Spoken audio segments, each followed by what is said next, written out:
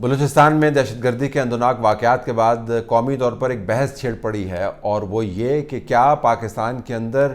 بلوچستان میں دہشت گردی کرنے والوں کے حق میں کوئی آوازیں اٹھا رہا ہے۔ اس حد تک ہمیں یہ بات ماننی ہوگی کہ ان دہشت گردوں کو دہشت گرد نہ کہنے والے اب بڑے واضح انداز سے آپ کے سامنے آ گئے ہیں۔ وہ تمام لوگ جو بعض جگہوں کے اوپر، ہر جگہ پر نہیں، بعض جگہوں پر آپ کو بلوچستان کے حقوق کی صحیح بات کرتے ہوئے نظر آتے ہیں، بہت ساری جگہوں کے اوپر بلوچستان کے حقوق کے نام کے اوپر ریاست پاکستان کے خلاف پروپیگنڈا کرتے ہوئے نظر آتے ہیں۔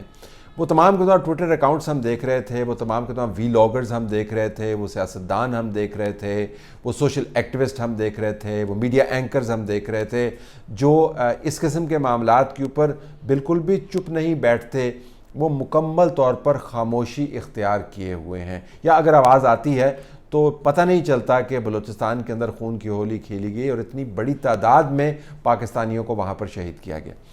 اس حد تک ہم اس بات کو ماننے کو تیار ہیں کہ پاکستان میں بیانیے کی ایک جنگ چل رہی ہے، لیکن دوسرے پہلو کے اوپر بھی ہمیں نظر ڈالنی چاہیے، اور وہ یہ کہ شہریوں کی جان کا تحفظ ریاست کی پرائمری رسپانسبلٹی ہے، چاہے وہ کچے کے ڈاکو ہوں، چاہے وہ اندرون سندھ میں ہوں، چاہے وہ دہشت گردوں کا وکٹم بننے والے خیبر پختونخوا کے اندر ہوں، چاہے بلوچستان کے اندر مارے جانے والے پاکستانی ہوں۔ جب ریاست یہ آرگومنٹ کرنا شروع کر دیتی ہے 24 گھنٹے کے اندر اندر کہ بیانیے کی جنگ نے پاکستان کو کنفیوز کیا ہوا ہے، جو چیف منسٹر سرفراز بگٹی صاحب نے آرگومنٹ کیا اپنی پریس کانفرنس کے اندر، اور جو انٹیریئر منسٹر نے بھی آرگومنٹ اٹھایا، تو پھر ہمیں لگتا یوں ہے کہ یہ آرگومنٹ کرتے کرتے وہ بنیادی طور پر اس ایشو کے اوپر ذمہ داری کے حوالے سے خود کنفیوژن پھیلا رہے ہیں۔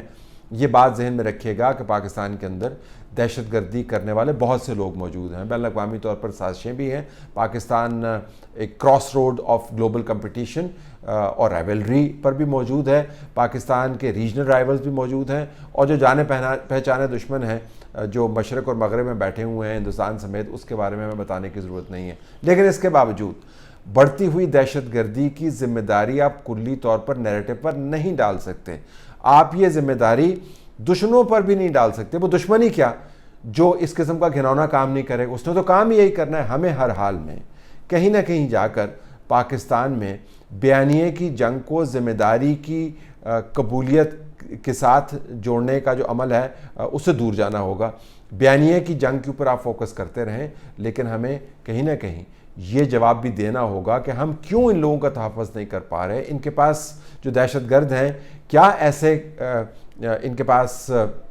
آلات ہیں، ان کے پاس کیا سہولیات ہیں، ان کے پاس کون سی کچھار موجود ہے جس کے اندر یہ بیٹھتے ہیں یا مچان لگاتے ہیں اور وہاں سے نکل کر اتنی بڑی تعداد میں اس قسم کی دہشت گردی کرتے ہیں۔ اور یہ معاملہ صرف